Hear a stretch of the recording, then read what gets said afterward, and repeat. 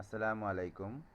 I am Muhammad Mahmud Hassan, Assistant Teacher, Agriculture, Greenfield School and College.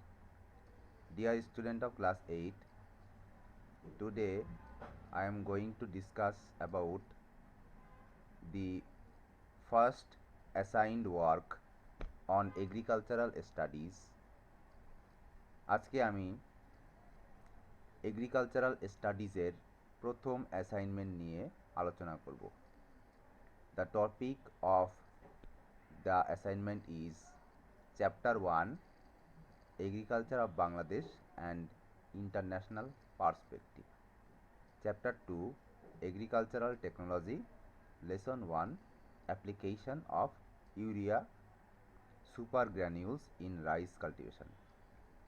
তোমরা এই টপিকটা সম্পূর্ণটা তোমরা ফ্রন্ট পেজে টাইটেলের জায়গায় লিখবে। যেখানে টাইটেল লিখতে হয় সেখানে এই টাইটেলটা লিখবে।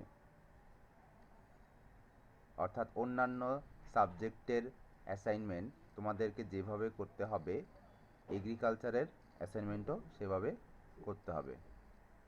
কোনো নিয়মের ব্যতিক্রম করা যাবে না।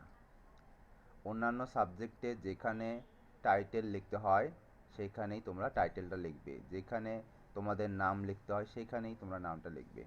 টাইটেলের জায়গায় কি লিখবে? টাইটেলের জায়গায় এই অংশটা লিখবে। এরপরে ভেতরের পেজে তোমরা কি লিখবে? প্রথমে 1A লিখে প্রশ্নটা লিখবে। What is GM crop? Short questions. What is GM crop? প্রথমে এটা লিখবে, তারপরে এর নিচে অ্যান্সারটা লিখবে। প্রশ্ন লিখবে আর অ্যান্সার লিখবে। তারপরে বি নাম্বার প্রশ্নটা compare the agriculture of Bangladesh and Vietnam, এই কোশ্চেনটা লিখে তার নিচে উত্তর লিখবে। এভাবে টোটাল 4টা কোশ্চেন আছে। এই 4টা কোশ্চেনের প্রত্যেকটার প্রশ্ন লিখবে এবং অ্যান্সার লিখবে। এভাবে তোমরা অ্যাসাইনমেন্টটা কমপ্লিট করে ফেলবে। আচ্ছা, আজকে আমরা দেখব যে এই যে কোশ্চেনগুলো, সেই কোশ্চেনগুলো বইয়ের কোথায় আছে এবং কোথা থেকে কতটুকু লিখলে উত্তর হবে সেটা আমরা বলবো। What is GM crop? GM মানে হলো genetically modified. Genetically modified crop কি? এই কথাটার উত্তর তোমাদের চ্যাপ্টার 1-এ আছে। চ্যাপ্টার 1 কিন্তু আমি এখনও পড়াইনি এবং পড়াবোও না, কারণ চ্যাপ্টার 1 কিন্তু তোমাদের সিলেবাসে নাই। সিলেবাসে দেওয়া নাই, কিন্তু অ্যাসাইনমেন্ট হিসাবে দেওয়া হচ্ছে। তো আমি পড়াইনি, কিন্তু তোমাদেরও পড়তে হবে না। তোমরা শুধু বইটা খুলবে, খুলে যেখানে জিএম ক্রপের সংজ্ঞাটা আছে, ডেফিনেশনটা আছে, সেই ডেফিনেশনটা তোমরা দেখবে। আচ্ছা, তোমরা 13 নম্বর পৃষ্ঠায় যাবে। Go to the page nong 13 and you will see the page nong 12. If you go to the page number 12, you will see the definition of GM crop. Page 12 and 13. This is 12 page. At the end of 12 page there is the definition of GM crop. The permanent and less expensive way to overcome seasonal dependency is manipulating the genetics of crops. In this case, gene sequence may be changed. The genes which are responsible for seasonal dependency may be deleted or changed so that they remain inactive. Besides hybridization and recurrence selection, this goal can be achieved by many other modern ways. These kinds of crops are called GM crops or genetically modified crops. এই পর্যন্ত লিখবা। And দিয়ে বাকিটুক আর লিখতে হবে না, এই পর্যন্ত লিখলেই হয়ে যাবে। These kinds of crops are called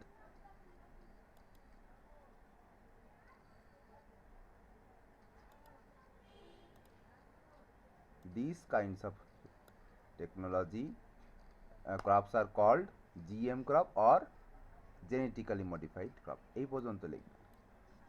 আচ্ছা, এরপরে আমরা কি প্রশ্ন আছে দেখি। 1 এর B, compare the agriculture of Bangladesh and Vietnam. এই কোশ্চেনের অ্যান্সারটাও কিন্তু তোমাদের ফার্স্ট চ্যাপ্টারেই আছে। একটু উপরের দিকে গেলেই পেয়ে যাবে। পেজ নম্বর কত? পেজ নম্বর 10। পেজ নম্বর 10-এ এখানে ভিয়েতনাম এবং বাংলাদেশের যে এগ্রিকালচারের যে পার্থক্যটা এই প্যাসেজে আছে। The top most similarity between Bangladeshi and Vietnamese agriculture is the production of rice, but the progress of Vietnam farmers is more rapid than Bangladeshi farmers. Bangladesh এবং ভিয়েতনামের কৃষি ব্যবস্থা একই রকম, কিন্তু ভিয়েতনাম এর কৃষকরা আমাদের তুলনায় বেশি এগিয়ে গেছে। 25 years ago, the progress of agriculture was less advanced and even weaker. 25 বছর আগে ভিয়েতনামের কৃষি ব্যবস্থা ছিল খুবই দুর্বল এবং অনগ্রসর। Now in every sectors of Bangladesh, now in every sectors of agriculture, Vietnam has crossed Bangladesh.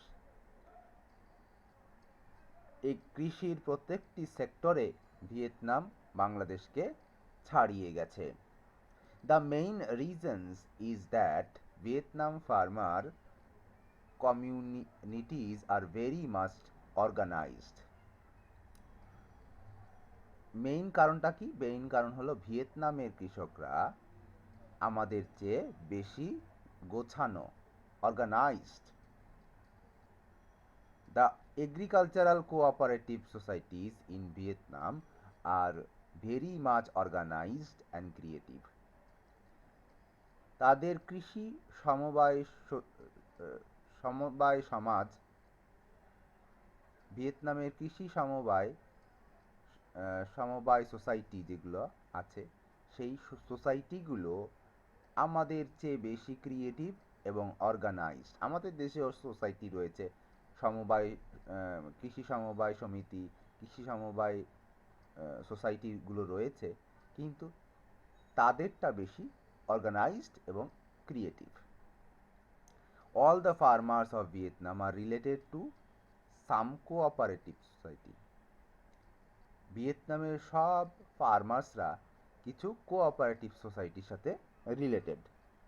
The agricultural cooperatives are too strong to provide 50% of annual cost of government.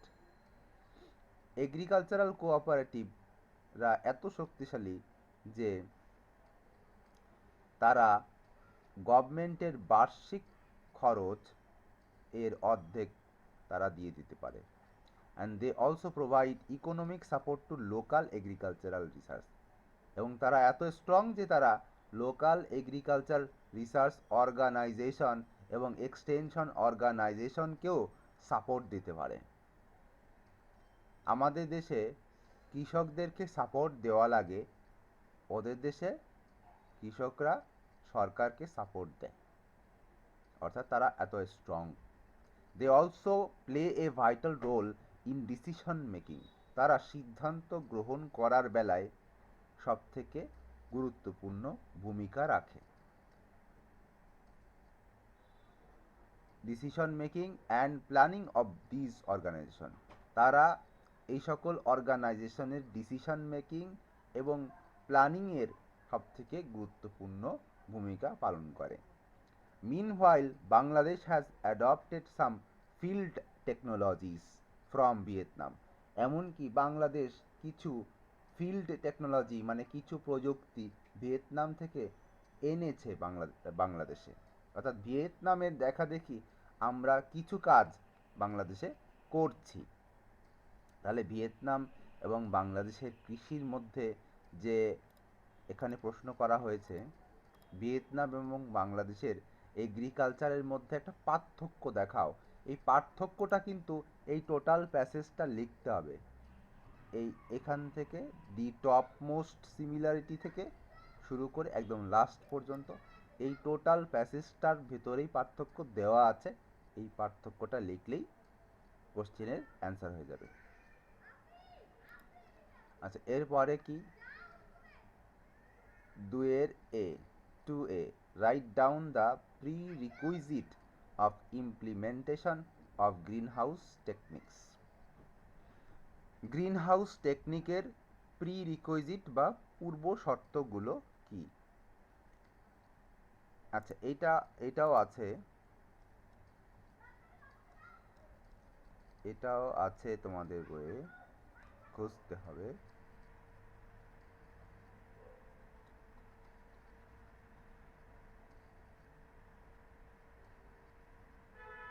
Greenhouse, this is the greenhouse, এবং এই গ্রিনহাউসের pre রিকুইজিটগুলো এখানে দেওয়া আছে।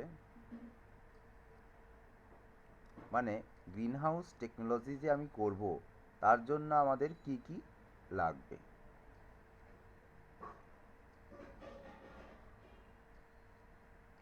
The prerequisite of implementation of this technique is together detailed information about is to gather, এই two এবং গ্যাদারের মাঝখানে একটা স্পেস হবে, is to gather detailed information about the environment and nutrients of the crops. Green house আমরা তৈরি করব, কিন্তু তার আগে আমাদের কি দরকার? ক্রপস, যে ক্রপসটা করব সেই ক্রপসের জন্য সেই এনভায়রনমেন্টটা উপযোগী কিনা সেই ব্যাপারে আমাদের ডিটেলস নলেজ রাখতে হবে। ডিটেলস ইনফরমেশন প্রথমে আমাদের রাখতে হবে। এটা হলো প্রথম পূর্ব শর্ত।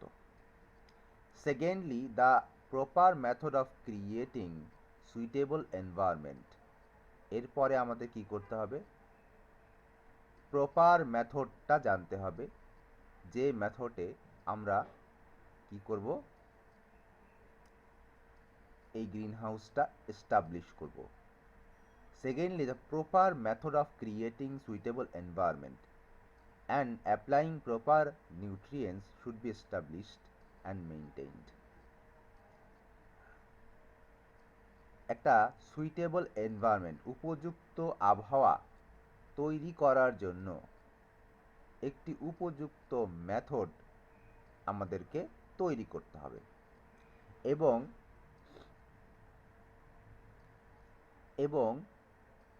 যথাযথ পুষ্টি মানে যথাযথ নিউট্রিয়েন্টস আমাদেরকে সেখানে অ্যাপ্লাই করতে হবে এবং মেইনটেইন করতে হবে। তাহলে প্রথম পূর্বশর্ত কি? প্রথম পূর্বশর্ত হলো আমি যে ফসলটা গ্রিন হাউসের ভিতরে করব সেই গ্রিন হাউসে করার মতো সয়েল এখানে আছে কিনা, সেখানে এনভায়রনমেন্টটা ঠিক আছে কিনা সেটা আমাদের ডিটেইলস জানতে হবে। সেকেন্ডলি কি করতে হবে? সেকেন্ডলি ওই এনভায়রনমেন্টটা মনে করো যে ওই রকম নেই, কিন্তু ওই রকম করা যাবে কিনা, যেরকম করলে ক্রপসটা হবে সেই রকম করা যাবে কিনা, এবং সেইখানে আমাদের নিউট্রিশনগুলো ঠিকমতো দেওয়া যাবে কিনা সেটাও আমাদের বুঝতে হবে। থার্ডলি, 3 নম্বর যেটা আছে সেটা হলো thirdly, uninterrupted electricity supply should be ensured. আচ্ছা, গ্রিন হাউসে আমরা কিন্তু কাচের একটা বাড়ি, এখানের আবহাওয়া বাইরের আবহাওয়ার সাথে কিন্তু মিল নেই, এর ভেতরে কিন্তু বেশি গরম থাকে, বাইরের থেকে গ্রিন হাউসের ভেতরে বেশি গরম থাকে। তো অনেক সময় এই গ্রিন হাউসের ভেতরে কিন্তু ফ্যান লাগানো থাকে এবং টেম্পারেচার ইচ্ছা করলে কন্ট্রোল করা যায়। তো এই ফ্যান চালাতে গেলে আমাদের কিন্তু 24 ঘন্টা ইলেকট্রিসিটি লাগবে। তাহলে ইলেকট্রিসিটি হলো 3 নম্বর প্রি-রিকুইজিশন। তো আমরা প্রি-রিকুইজিটগুলো আমরা বুঝলাম। এখানে তিনটি প্রি রিকুইজিট আছে। এই প্রি রিকুইজিটটা লিখবে প্রথমে এখান থেকে লেখা শুরু হবে এবং সেটা শেষ হবে কোথা থেকে, এনশিওরড পর্যন্ত। তো এটা পেজ নাম্বার হলো 12 পেজে এসে এখান থেকে লেখা শুরু হবে, এই পর্যন্ত লিখতে হবে, এনশিওরড পর্যন্ত, ডি থেকে এনশিওরড পর্যন্ত। এটুকু লিখলে আমাদের প্রি রিকুইজিট লেখা শেষ হবে। তো প্রথম লাইনে কি হবে, the pre requisite of implementation of green house technique. এই দিসের জায়গায় গ্রিন হাউস বসাতে হবে, আর কিছুই না। আচ্ছা, এর পরের প্রশ্নে চলে যাই। What is the advantage of using urea super granules over granular urea? Explain. এটা এখানে সেকেন্ড চ্যাপ্টারে আছে।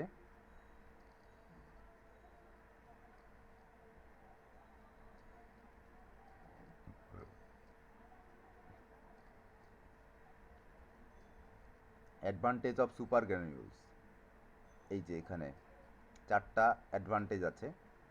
সুপার গ্র্যানিউলসের যে অ্যাডভান্টেজ, এই অ্যাডভান্টেজের পরে আবার আরেকটা লাইন বেশি লিখে আমাদেরকে গ্র্যানুলার এর সাথে পার্থক্য দেখিয়ে দিতে হবে, তাহলে এটা হয়ে যাবে।